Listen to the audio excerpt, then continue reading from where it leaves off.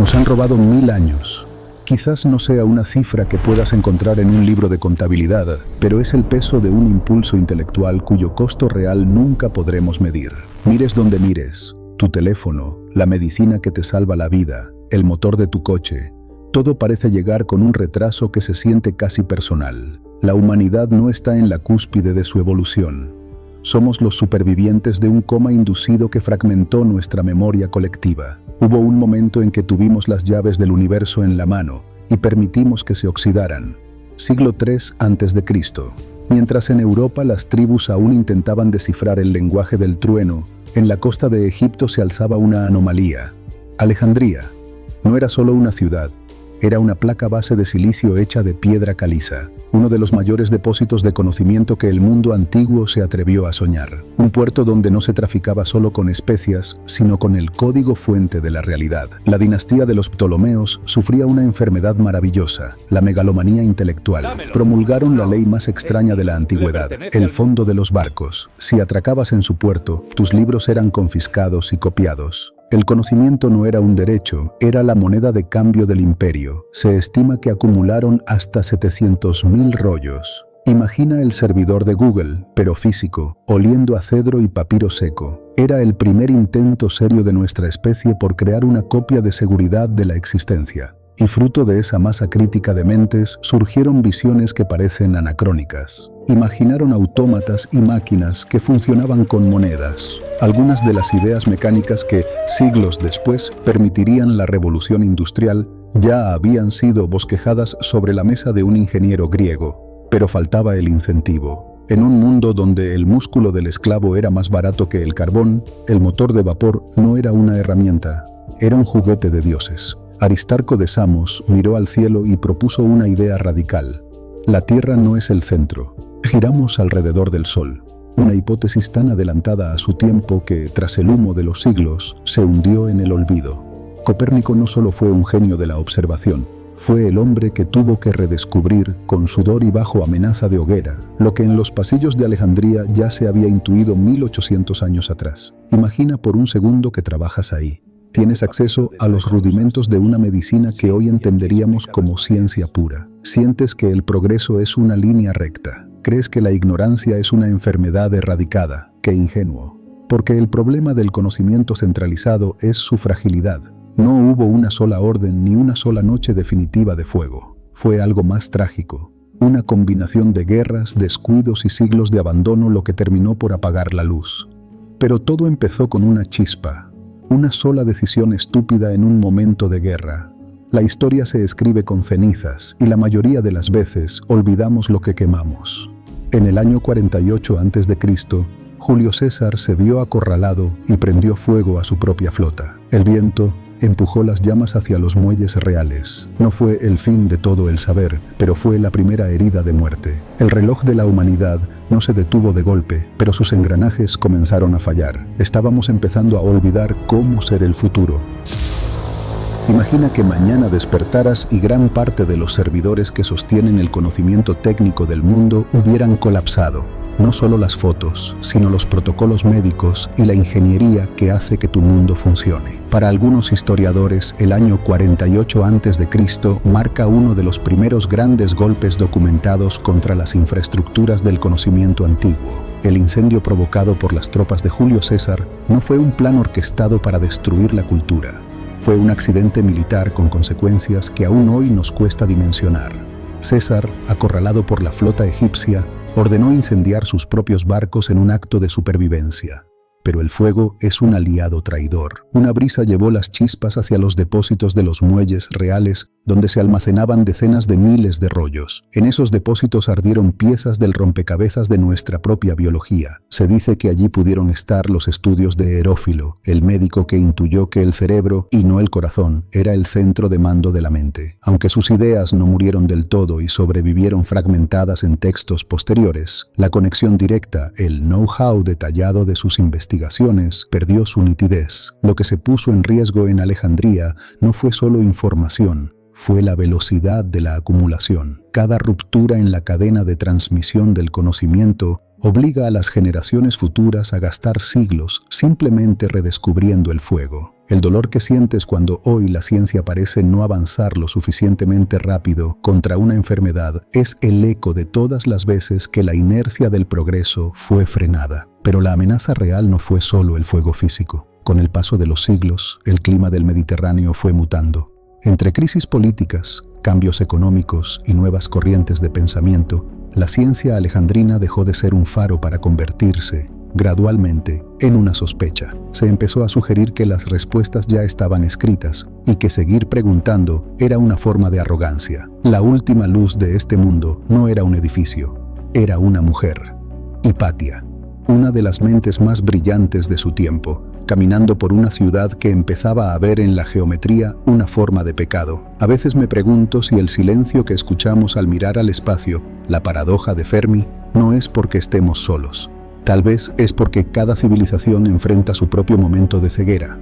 Tal vez el futuro siempre termina ardiendo cuando los hombres deciden que ya saben lo suficiente.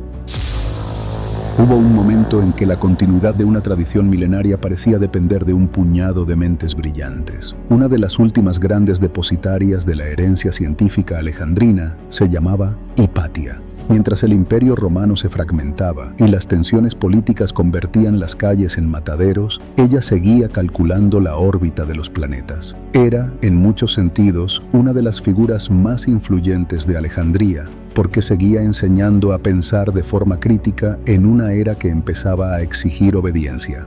Para el año 415, las antiguas instituciones bibliotecarias de Alejandría eran ya una sombra del pasado. El Serapeum había caído décadas atrás y el saber se refugiaba en colecciones privadas y búnkeres intelectuales. Los textos que sobrevivieron al fuego y al abandono estaban allí, custodiados por eruditos que sabían que el mundo exterior los miraba con creciente sospecha. Hipatia no solo enseñaba matemáticas, transmitía la estructura del pensamiento puro.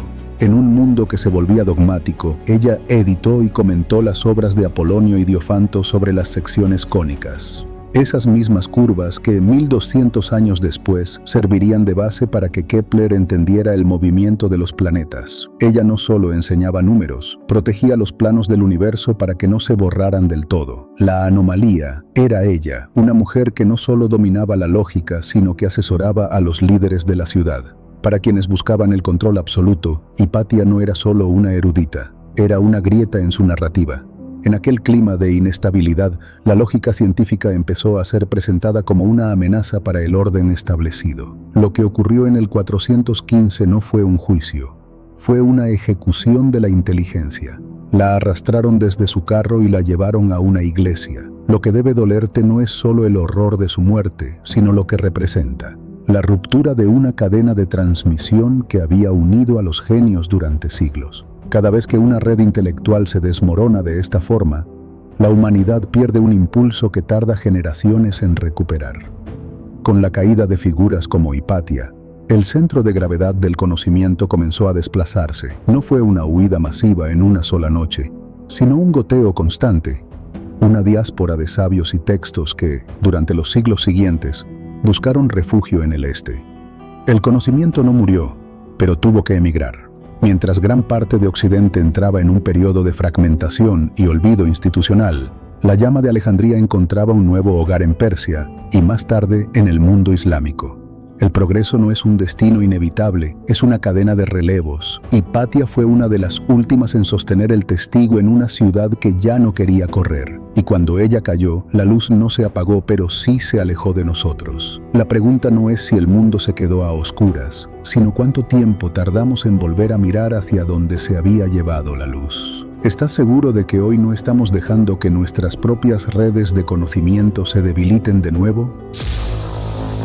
Cuando el mundo se vuelve demasiado hostil para la verdad no muere, emigra. Tras el declive de Alejandría, el conocimiento no se evaporó, pero sus guardianes tuvieron que moverse. Cargando con los textos esenciales, buscaron refugio más allá de las fronteras, llevando consigo la memoria técnica de la civilización. Hubo un lugar clave que les abrió las puertas: la Academia de Gundeshapur, en el Imperio Sasánida. Aquí ocurrió algo vital que solemos pasar por alto. Antes de llegar al árabe, gran parte del saber griego fue preservado y traducido al siríaco por comunidades cristianas orientales. Fue el eslabón perdido, un puente lingüístico que permitió que Aristóteles y Galeno sobrevivieran para la siguiente gran etapa. Siglos después, hacia el 762, emergió un nuevo centro de gravedad intelectual: Bagdad. Mientras Europa mantenía la llama del saber dispersa en monasterios y escuelas locales, Bagdad comenzaba a operar a una escala diferente. Allí se fundó la Bait al-Hikma, la Casa de la Sabiduría. Todo lo que hoy sabemos sobre nuestro pasado científico pendía de un hilo. Si esa cadena de transmisión se hubiera roto, por guerras o abandono, la humanidad habría perdido siglos de acumulación técnica. Si eres de los pocos que buscan la verdad en la profundidad de los siglos, considera unirte al rito histórico. Tu apoyo es la muralla que protege estas crónicas del olvido. Volvamos a la grieta que salvó al mundo. Imagina que estás allí. Una tecnología importada de China empieza a ser adoptada masivamente y cambia las reglas del juego. El papel. Gracias a él, el conocimiento se volvió escalable. Tienes en tus manos el trabajo de Al-Khwarizmi. Él no está solo inventando, está sintetizando. Une la geometría griega con el sistema numérico de la India, está formalizando el álgebra. El mismo lenguaje matemático que hoy estructura el código de esta pantalla nació en esas mesas de trabajo hace 1200 años. Los ingenieros de Bagdad, como los hermanos Banu Musa, recuperaron los diseños mecánicos de la antigüedad y los llevaron más lejos: válvulas de control, máquinas automáticas, relojes de precisión. Los engranajes del progreso técnico, que habían estado dispersos, volvían a conectarse. Mientras en muchos rincones de Europa la medicina avanzaba con lentitud comparada con Oriente, en Bagdad se sistematizaba el método clínico. Figuras como Al-Razi y Avicena no solo tradujeron a los griegos, los corrigieron y ampliaron, sentando las bases de la farmacología y la cirugía que heredaríamos después. Pero el conocimiento es como el agua, siempre termina filtrándose de vuelta. A través de la península ibérica, en Al-Ándalus, ese saber acumulado comenzó a retornar a Europa. En el siglo XII, Toledo se convirtió en el gran puerto de reentrada. En sus escuelas de traducción se produjo un fenómeno de colaboración único. Eruditos cristianos, judíos y musulmanes trabajaron para decodificar esos textos. Estaban vertiendo al latín obras que Europa había perdido o nunca había conocido completas. Occidente estaba recibiendo una transfusión intelectual vital, recuperando su propia herencia grecorromana enriquecida por siglos de ciencia árabe y persa. Es la gran lección de nuestra historia. El progreso no es propiedad de una sola cultura, es un préstamo rotativo. Hoy creemos que nuestra información es indestructible porque está en la nube. Pero la nube es solo otro nombre para el papiro, igual de vulnerable al paso del tiempo. Si mañana la red se apagara, ¿quiénes serían los guardianes? ¿Quién cargaría con el peso de nuestra historia a través del desierto del mañana? 1453. El último gran servidor de la antigüedad está a punto de ser formateado. Constantinopla cae, pero sus sabios huyen hacia Italia. No llevan solo reliquias, llevan el código fuente de la lógica griega. Durante siglos, Europa leyó traducciones de traducciones. Ahora, por primera vez en un milenio, tienen acceso directo a la fuente original. El fantasma de Alejandría ha vuelto a casa. Entendamos el concepto. El dinero de los Medici no compraba solo arte, compraba tiempo recuperado. El mecenazgo fue la primera gran inversión de capital en la tecnología del pasado. Financiaban a traductores y humanistas para que recuperaran el lenguaje de los antiguos y devolvieran a los hombres la capacidad de investigar sin pedir permiso. Pero esta vez, el saber traía una vacuna contra el olvido. Alejandría ardió porque su conocimiento era único, no había copias de seguridad. Con Gutenberg nace el primer sistema de replicación masiva de conocimiento. Si quemas una biblioteca en París, el libro sobrevive en Venecia. La imprenta hizo que la sabiduría fuera, por primera vez en la historia, imposible de asesinar. Permitió que la sabiduría fuera replicable y accesible a miles simultáneamente. Concepto clave: la geografía matemática. Se recuperó la geografía de Claudio Ptolomeo, aquel bibliotecario de Alejandría del siglo II. Él recordó a los hombres que el mundo no era una pintura simbólica, sino una cuadrícula de coordenadas. Colón no era solo un visionario, era un usuario de un sistema operativo de 1300 años de antigüedad. Navegó hacia el oeste buscando la India porque confió en los cálculos de los antiguos, aunque el mapa de Ptolomeo todavía hacía el mundo más pequeño de lo que realmente era. Aquí nace el método empírico. Vesalio entendió que la verdad no reside solo en lo que escribió un autor antiguo, sino en lo que tus ojos pueden observar. No me creas a mí, mira el nervio, decía. Fue el regreso de la medicina basada en la observación directa. La perspectiva en el cuadro no es solo estética, es geometría aplicada a la visión. Es la prueba de que el espacio tiene leyes matemáticas. Los hombres del Renacimiento dejaron de ver el mundo como un icono religioso y empezaron a verlo como un laboratorio. Galileo no inventó el telescopio de la nada, aplicó principios de óptica que habían sido preservados y expandidos por los científicos árabes. Al mirar a Júpiter y ver lunas girando a su alrededor, destruyó la idea de que todo el universo giraba en torno a nosotros. Pero este conocimiento recuperado tenía un precio. La Iglesia entendió que si el universo era infinito, como sugería Giordano Bruno recuperando las ideas de los antiguos atomistas, el control centralizado era una ilusión. Quemaron al hombre, pero no pudieron quemar la idea de los infinitos mundos. El futuro ya había ganado. Es hermoso ver cómo recuperamos la luz, pero la tragedia permanece oculta en la latencia de los siglos. Esta transfusión de saber del griego al siríaco, del árabe al latín, no fue instantánea, tomó centurias de esfuerzo meticuloso. En el año 1500 estábamos redescubriendo lo que Alejandría ya intuía 1400 años atrás. El Renacimiento no fue solo un salto adelante, fue una carrera desesperada para volver a la línea de salida, y a partir de allí crear nuevas rutas que nunca antes habían existido. ¿Qué estaríamos descubriendo hoy si nunca hubiéramos tenido que gastar 10 siglos en recordar lo que ya sabíamos? 1769. James Watt patenta el condensador separado para el motor de vapor y el mundo moderno comienza a rugir. Pero hay un secreto que la narrativa del progreso suele simplificar. El concepto original tenía 1700 años de antigüedad. El futuro no fue inventado de la nada en Escocia. Fue redescubierto entre los ecos de Alejandría. La pregunta que debería quitarnos el sueño es, ¿por qué Herón de Alejandría no usó su motor para construir un ferrocarril en lugar de un juguete? Herón llamó a su invento la eolípila, la bola de Eolo. Era técnicamente el primer motor de reacción de la historia. En el mundo antiguo, la abundancia de mano de obra esclava hacía que la eficiencia mecánica fuera un concepto irrelevante. ¿Para qué perfeccionar una máquina compleja que reemplace a 100 hombres cuando el músculo humano es el combustible más barato del imperio? A esto se sumaba un límite físico, la metalurgia. Los artesanos de la época podían crear joyas y estatuas perfectas, pero no tenían la tecnología para fundir cilindros de hierro capaces de contener altas presiones sin estallar. Estaban atrapados en la era del bronce con mentes de la era espacial. Corría el año 240 a.C. Eratóstenes, el tercer bibliotecario jefe, calculó la circunferencia de la Tierra con una precisión asombrosa. Falló por apenas una fracción. No necesitó satélites, solo necesitó la lógica y los datos que custodiaba la biblioteca. En Alejandría se refinó el concepto de dirección.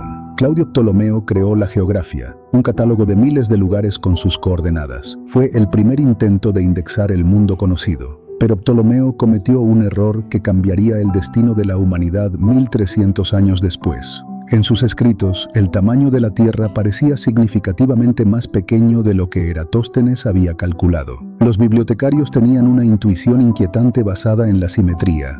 Creían que debía existir una masa de tierra en el sur o el oeste para equilibrar los continentes conocidos. No es que hubieran cartografiado América, es que su matemática les decía que el océano no podía ser un vacío infinito. Pero cuando la biblioteca entró en decadencia, los mapas se convirtieron en mitos. Pasamos de saber dónde estábamos a estar perdidos en nuestro propio jardín. Hemos vuelto al principio. Cada vez que usas el GPS de tu teléfono, estás invocando, en esencia, los principios de medición que Eratóstenes y Ptolomeo refinaron en Alejandría. No es solo tecnología nueva, es la culminación de una obsesión por cartografiar el caos que ya latía en el siglo III a.C. La prueba más inquietante de lo que pudimos ser es el mecanismo de Anticitera, una computadora analógica capaz de predecir eclipses y movimientos planetarios con una precisión que desafía nuestra visión tradicional del pasado. Si un objeto de este calibre viajaba en un barco mercante, nos obliga a lanzar una pregunta al vacío de la historia. ¿Qué otros niveles de sofisticación técnica se perdieron cuando las instituciones de Alejandría colapsaron? Es una conjetura, sí, pero una que nace de las piezas de un rompecabezas que ya no está completo. Creemos que estamos a salvo porque nuestra información es digital, pero el silicio es, a su manera, tan vulnerable como el papiro. Estamos repitiendo el patrón de los Ptolomeos, centralizar todo nuestro saber en soportes que dependen de una tecnología específica para ser leídos. Lo más crudo de esta historia no es la pérdida física de los rollos, es el freno a la inercia de la curiosidad. Cuando las grandes redes de conocimiento se fragmentan, la humanidad no solo pierde datos, pierde la voluntad de hacerse preguntas difíciles. Para los antiguos, el cielo era un mapa. Para nosotros, es un destino. Mírate al espejo. Eres el resultado de una carrera de relevos, donde el corredor del medio fue derribado. Llevas en tu ADN la capacidad de viajar a las estrellas, pero también la capacidad de quemar el mapa para calentarte una noche de invierno. Alejandría no era un edificio, era un estado mental, y ese edificio no ardió del todo. Sobrevive cada vez que alguien prefiere la pregunta incómoda al dogma reconfortante. La próxima vez que mires al cielo y sientas que estamos solos en el universo, recuerda que estuvimos a un solo incendio de distancia de haber alcanzado otros mundos hace siglos. No somos la primera civilización que rozó la cúspide tecnológica, somos la que ha tenido la segunda oportunidad. Y la gran pregunta no es qué perdimos en el pasado, sino qué estamos quemando hoy mismo sin darnos cuenta. Y así, querido oyente, termina la historia de hoy. Pero recuerda, el viaje de las grandes mentes nunca se detiene. Así que sigue explorando, sigue cuestionando, y nos vemos en el próximo capítulo del Rito Histórico. Recuerda suscribirte y activar la campanita para no perderte nada. Hasta pronto.